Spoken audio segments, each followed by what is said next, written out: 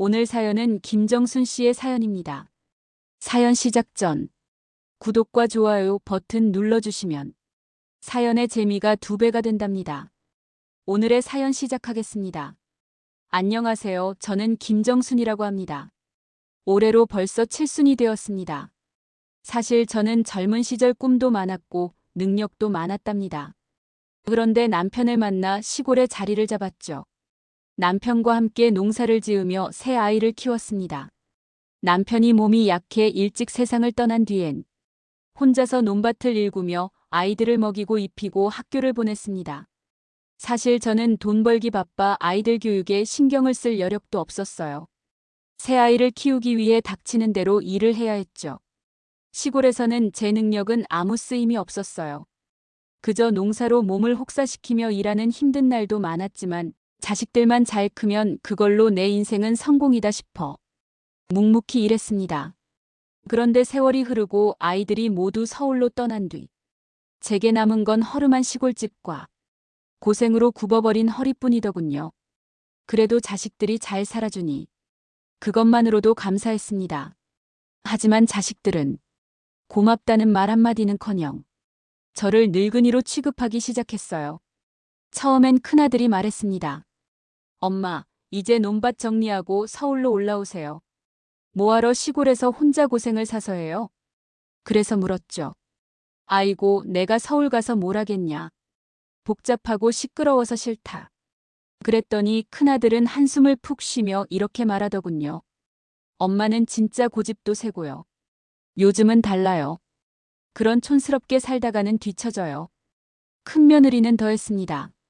저희 집에 내려와선 어깨에 힘을 잔뜩 주고 제 물건을 여기저기 만져보더니 집안 구석구석을 평가하기 시작하는 겁니다.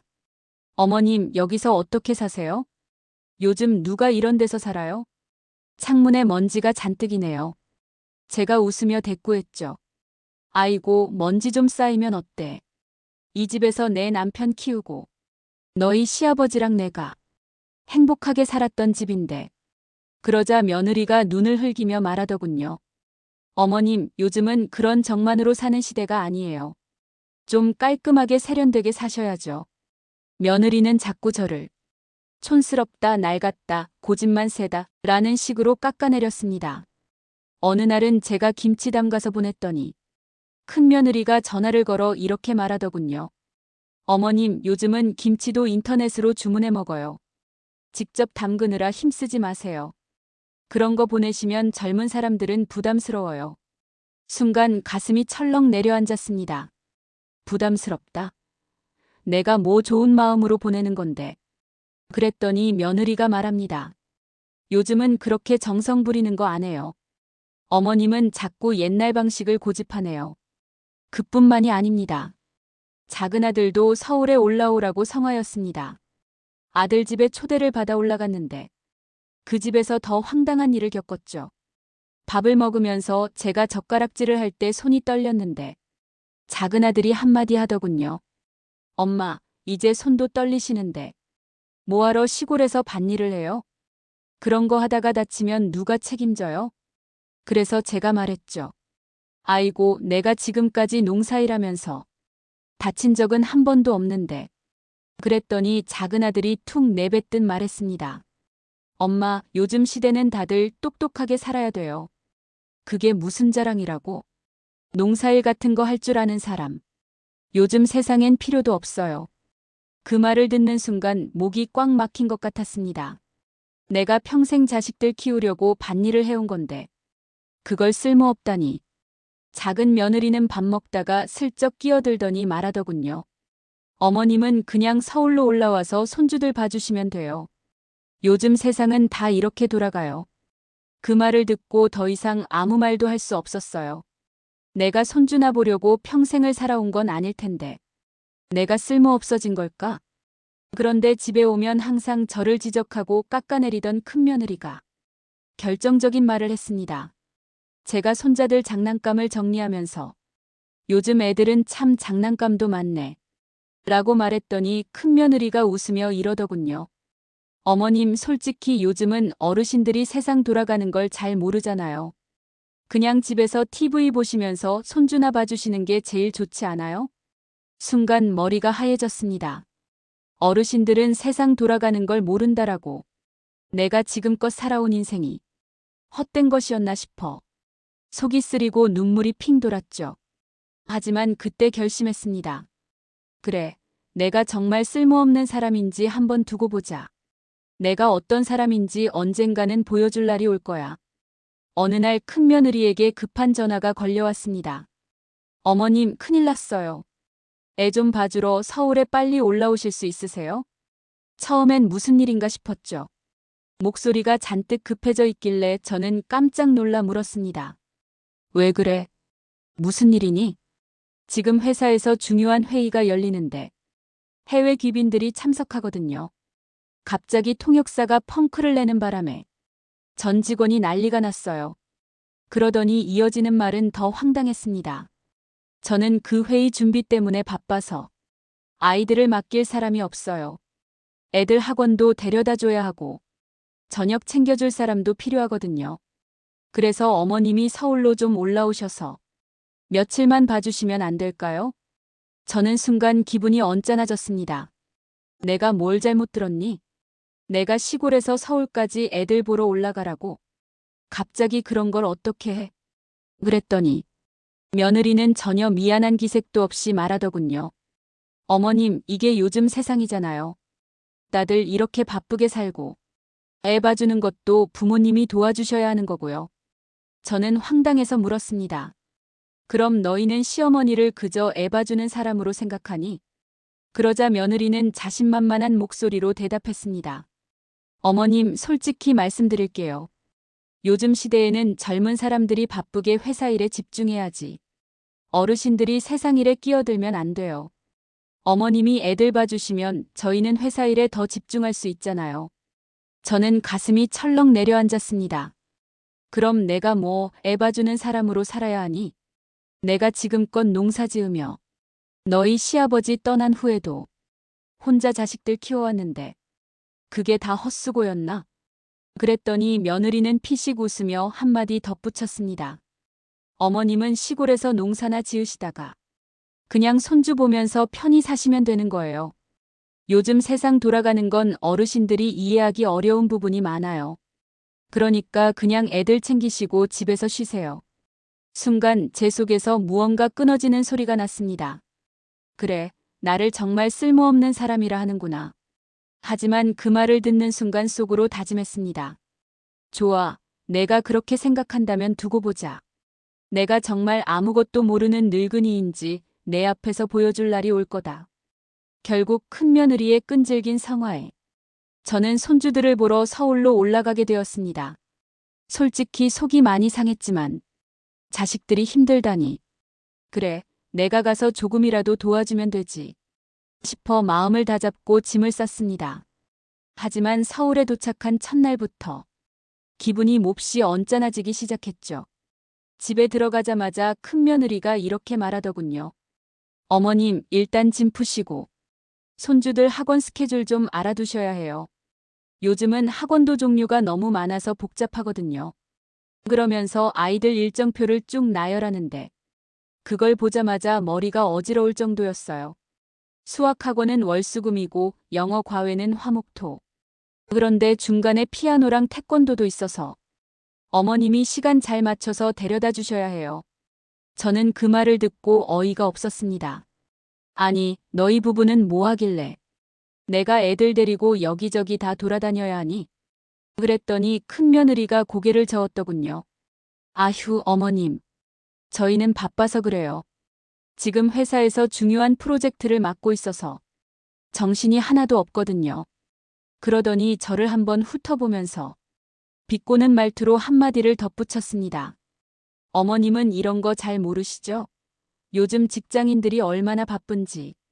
그냥 집에서 쉬시던 어머님이 이해하기 어려울 거예요. 저는 순간 속이 부글부글 끓었습니다. 그럼 나는 지금까지 뭐 놀면서 살아왔다는 거냐 싶었죠. 하지만 꾹 참고 말을 삼켰습니다.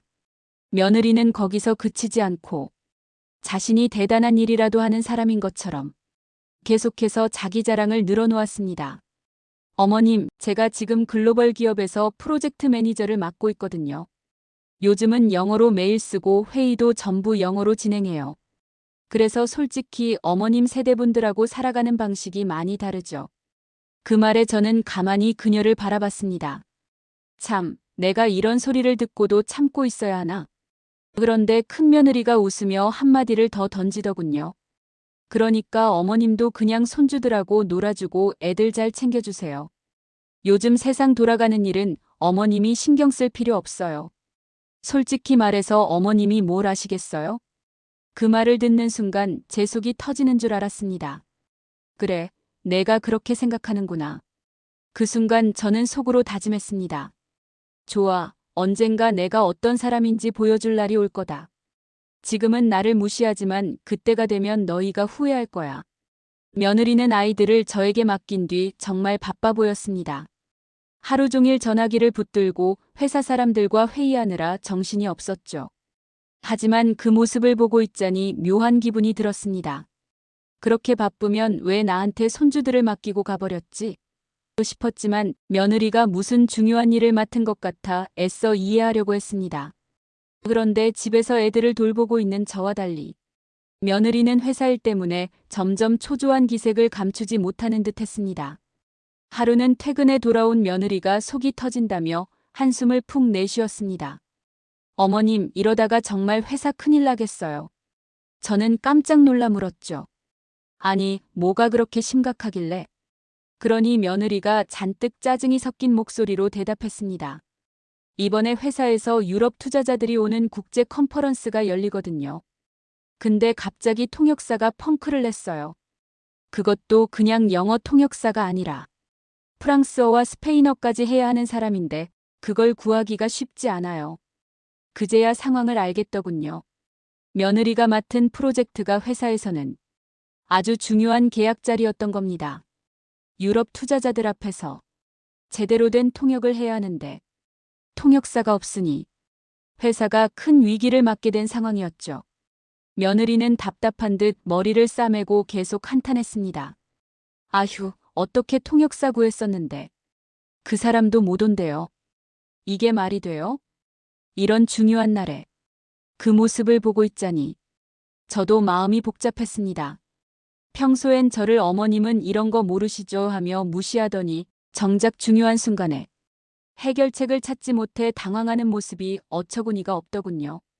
하루는 며느리가 동료들과 화상 회의를 하는 걸 들었는데 대화 내용이 심각하기 그지없었습니다. 아니, 이렇게 중요한 계약인데 통역사가 없으면 어떡하죠? 프랑스어와 스페인어 통역이 가능한 사람을 구하지 못하면 우리 회사 이미지에 큰 타격을 입을 겁니다. 유럽 투자자들이 예의를 중시하는 사람들이라 통역 하나 때문에 회사 신뢰도가 떨어질 수도 있다고요. 며느리는 속이 타는 듯 연신물을 들이키며 주변 사람들에게 짜증 섞인 말을 쏟아냈습니다. 이대로 가면 큰일 난다고요. 이번 계약이 우리 회사 성장에 결정적인 건데 이런 식이면 망하는 거예요. 저는 그 모습을 보며 조용히 생각했습니다. 그래, 어디 한번 두고 보자. 이 사람들이 나 같은 사람을 필요로 하는 날이 올지. 하지만 며느리는 그런 저를 쳐다보지도 않고 계속해서 전화기를 붙들고 있었습니다. 그저 아이들 밥이나 챙겨주고 손주나 돌봐줄 사람으로만 여긴 거죠. 그날 밤 저는 다짐했습니다. 조만간 이 사람들이 내가 어떤 사람인지 알게 될 거야. 내가 그저 늙은이가 아니라는 걸 반드시 보여줄 날이 올 거야. 며느리는 하루 종일 전화를 붙들고 통역사를 찾느라 정신이 없었지만 상황은 여전히 해결되지 않았습니다. 저녁에 집으로 돌아온 며느리는 헬쑥한 얼굴로 소파에 털썩 주저앉더니 한숨을 푹 내쉬었죠. 아휴, 진짜 미치겠네. 대체 어디서 프랑스어랑 스페인어 다 되는 사람을 구하라는 거야. 그 모습이 어찌나 답답하고 우스워 보이던지 저는 조용히 다가가 물었습니다. 내가 도와줄까? 순간 며느리는 깜짝 놀라 저를 바라봤습니다. 뭐라고요? 어머님, 프랑스어, 스페인어가 필요하다면 내가 도와줄까? 저는 너무나 자연스럽게 말했지만 며느리의 반응은 그야말로 코웃음을 치는 것이었습니다. 어머님이. 아니, 어머님이 프랑스어, 스페인어를 어떻게 해요? 그런 건 전문가들이 하는 거예요. 며느리는 저를 무슨 농담이라도 하는 사람처럼 쳐다보았습니다. 어머님, 죄송한데 이건 정말 복잡하고 어려운 문제예요. 요즘 회사 일은 어머님 세대에서는 상상도 못 하실 거예요.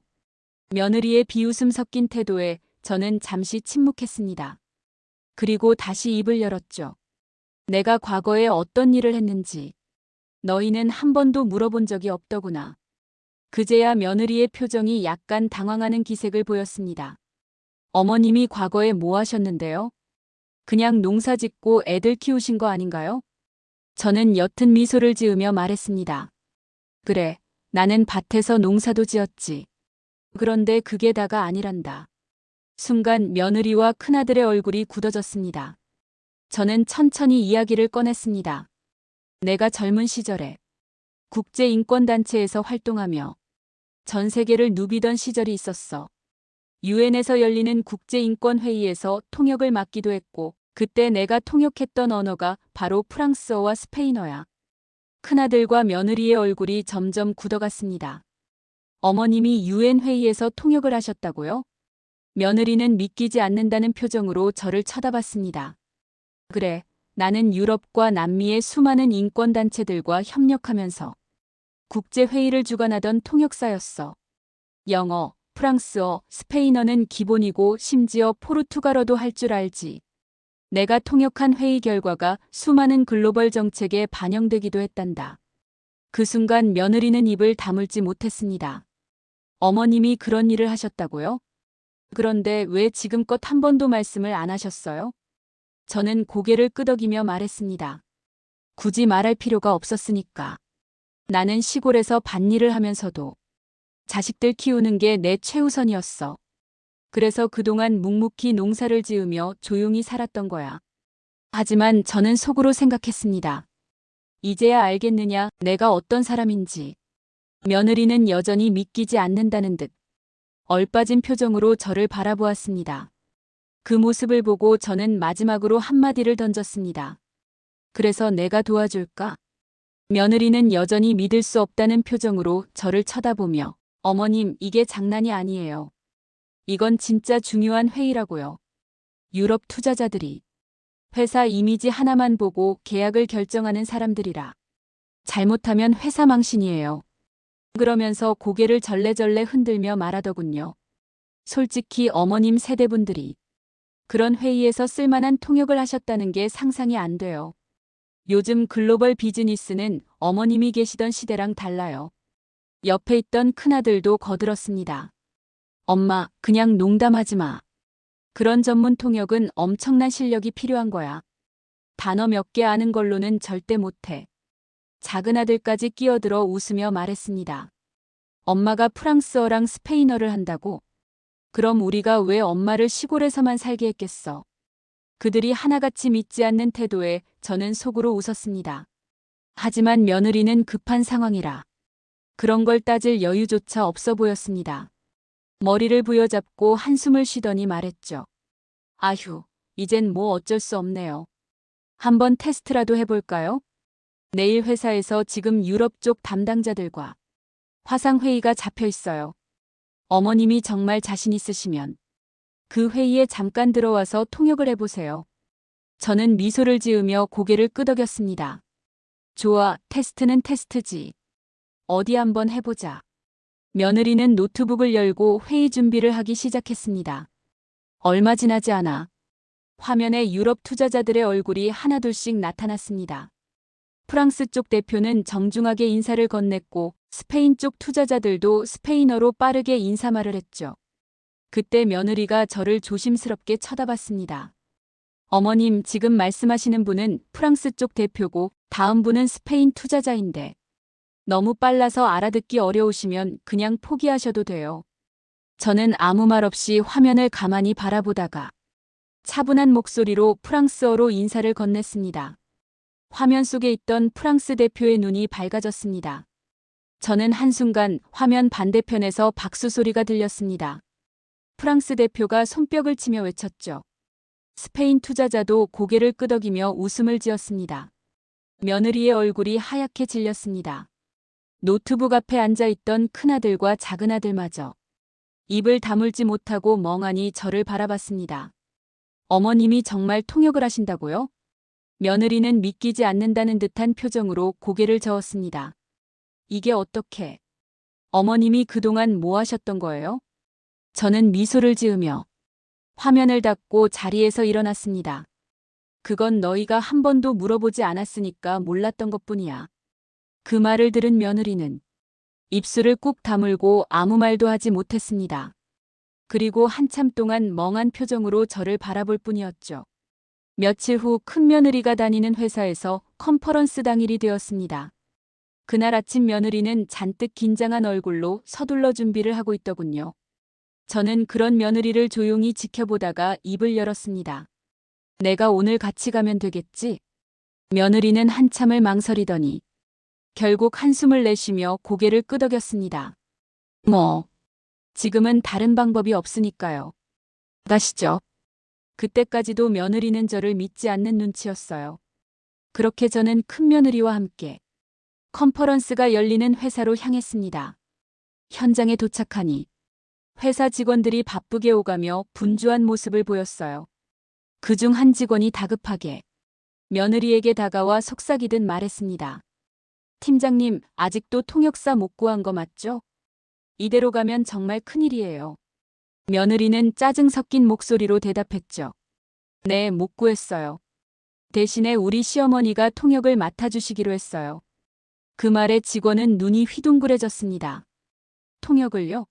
무슨 말도 안 되는 소리를. 그 직원은 저를 쳐다보며 황당하다는 듯 피식 웃었고 주위 사람들까지 킥킥대며 비웃기 시작했습니다. 그 모습을 보고 저는 속으로 생각했습니다. 그래, 실컷 웃어라. 곧 너희가 놀랄 일이 벌어질 테니까. 잠시 후 유럽 투자자들이 도착했습니다. 프랑스 대표, 스페인 투자자, 그리고 영국 대사관에서 온 인사까지 모두 고급 정장 차림으로 위험 있는 분위기를 풍기며 회의장에 들어섰죠. 컨퍼런스가 시작되자 회사 대표가 초조한 표정으로 일어서며 인사를 건넸습니다. 번주, Welcome to our company. We are delighted to have you here today. 대표의 외국어 실력은 부족해 보였죠. 하지만 문제는 그 다음이었습니다. 프랑스 대표가 프랑스어로 빠르게 질문을 던졌는데 회사 측에서는 아무도 그 말을 이해하지 못한 것입니다.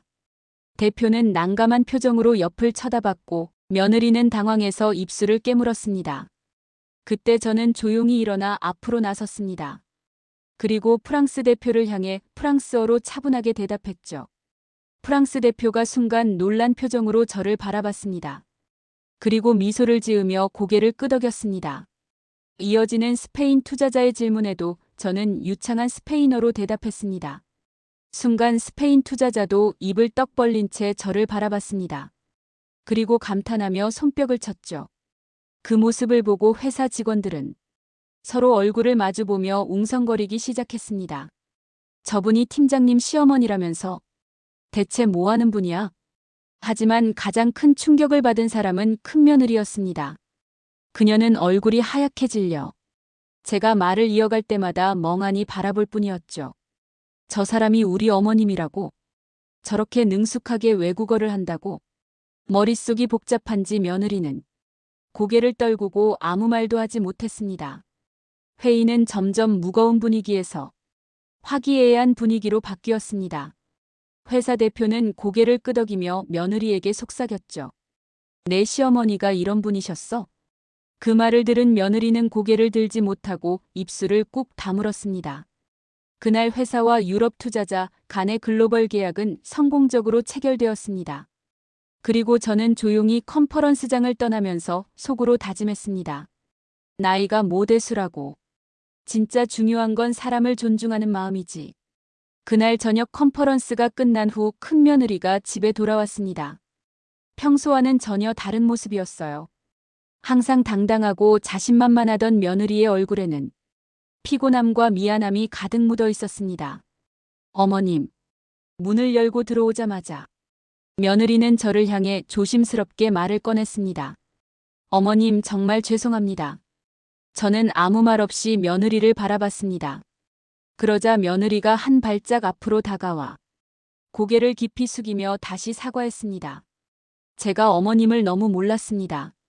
어머님이 어떤 분이신지 알아보려는 노력조차 안 했던 것 같아요. 그저 시골에 사는 평범한 어르신이라고 생각했어요. 너무 편견에 가득 차 있었던 것 같아요. 그 말을 들으니 마음 한구석이 뭉클해졌습니다. 그래, 이제야 알겠니? 저는 따뜻한 미소를 지으며 며느리에게 조용히 말했습니다. 사람은 겉모습이나 나이로 판단하면 안 되는 법이란다. 겉으로 보기엔 늙은 시골 할머니처럼 보여도 누구에게나 자신만의 이야기가 있는 법이지. 중요한 건 겸손함과 존중이야. 그 두 가지만 있다면 누구든 세상에서 가장 중요한 사람이 될 수 있단다. 며느리는 눈물을 글썽이며 고개를 끄덕였습니다. 어머님, 정말 죄송해요. 앞으로는 절대 그런 실수하지 않겠습니다. 그러더니 눈물을 훔치며 제 손을 꼭 잡더군요. 그리고 정말 존경합니다, 어머님. 저는 이제 어머님을 제 진짜 스승으로 모시고 싶어요. 그날 이후 집안 분위기는 완전히 달라졌습니다. 자식들은 더 이상 저를 무시하거나 깔보는 태도를 보이지 않았습니다. 대신 저를 볼 때마다 고개를 숙여 인사하며 제 의견을 먼저 물어보곤 했습니다. 큰아들도 한 번은 이렇게 말하더군요. 엄마, 정말 대단해요. 왜 우리한테 그동안 말씀 안 하셨어요? 저는 빙그레 웃으며 대답했습니다. 말하지 않았던 게 아니라 너희가 묻지 않았던 거란다. 며느리가 다니는 회사에서도 큰 변화가 있었습니다.